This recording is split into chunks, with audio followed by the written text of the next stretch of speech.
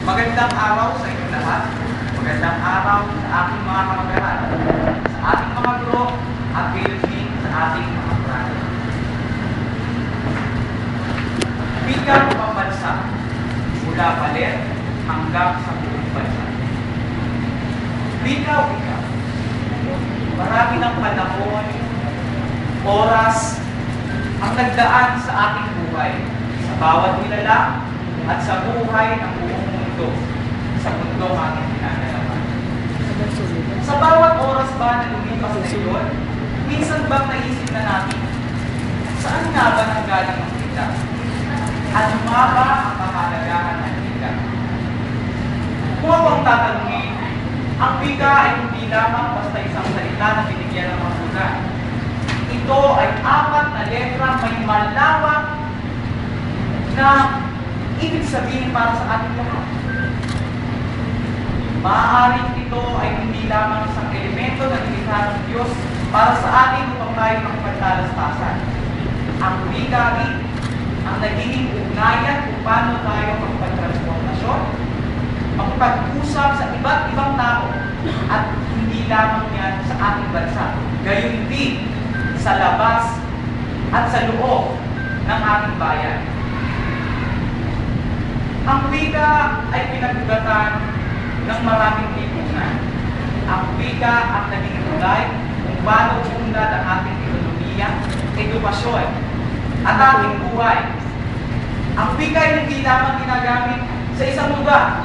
Maaaring ito ay mula sa Baler or Nueva Ecija. Maaaring ito ay gamitin ng buong bayan sa ating bansa.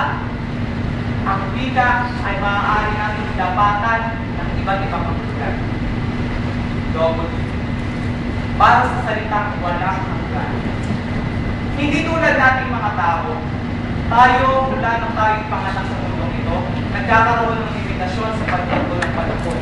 Ang buhay natin ay nasisira. Ang buhay natin ay nawawala. Ngunit ang wika, ito ay walang hanggan. Magpasaling-saling man ang wikang ating ginagamit, mga salitang ginagamit natin sa pagkipagtalantasan, ang wikang ito ang siyang muling nag-uugnay sa mga bansa at bansang nagkakaaway-away.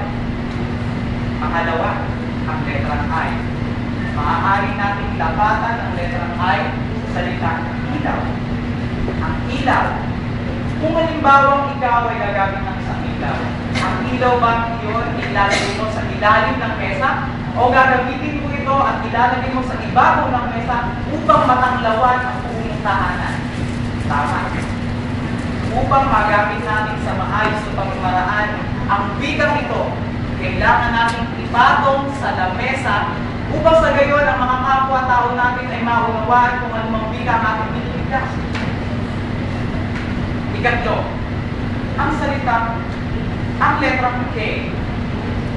Maaari natin itong lapatan ng salitang kagandahan. Bilang mga tao, tayo ay tumitingin ng literal sa ating kapwa. Kung siya man ay may kagandang panloob o kagandang panlabas.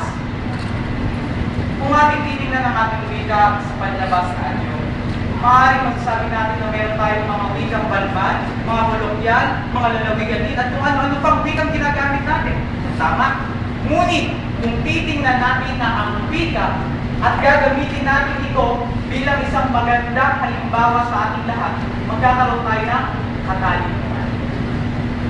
Yan ang isang magandang halimbawa na binibigay sa atin ng wika.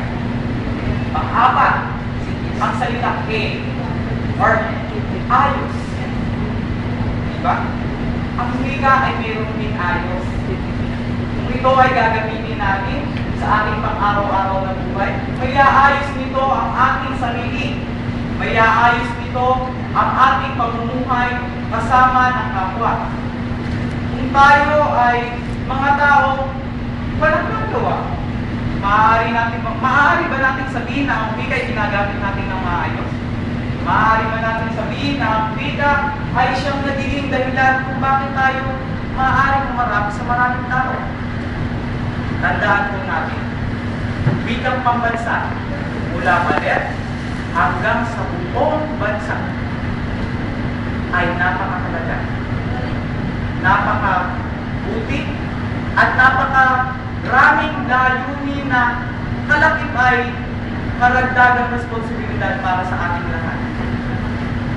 Tandaan ninyo mga kaibigan, mga guro, isang aral po ang iiwan ko bago ko lisanin ang entablado nito, mga hurado.